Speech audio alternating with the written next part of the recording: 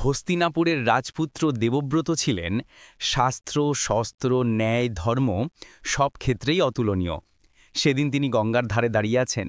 পিতা শন্তনু গভীর প্রেমে পড়েছেন নিচু বংশের মৎস্যকন্যা সত্যবতীর প্রতি। কিন্তু তার পিতা চান সত্যবতীর সন্তানই হবে হস্তিনাপুরের রাজা। দেবব্রত বুঝলেন পিতার সুখ আজ নির্ভর করছেন তার সিদ্ধান্তের ওপর।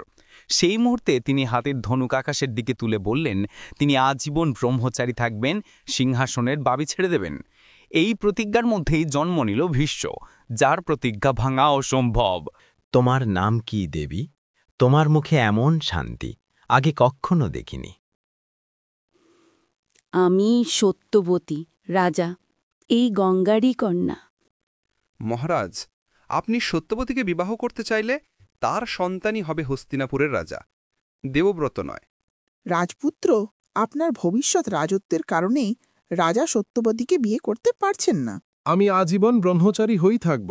হস্তিনাপুরের সিংহাসন সত্যবতী সন্তানেরই হবে। এই প্রতিজ্ঞাই তোমাকে করবে ভীষ্ম। তুমি শুধু আমার সন্তান নও, তুমি ইতিহাসের শ্রেষ্ঠ পুত্র। এই প্রতিজ্ঞাই দেবব্রতকে করেছিল ভীষ্ম, কিন্তু এই প্রতিজ্ঞাই তাকে সুখ থেকে দূরে রেখেছিল সারা জীবন।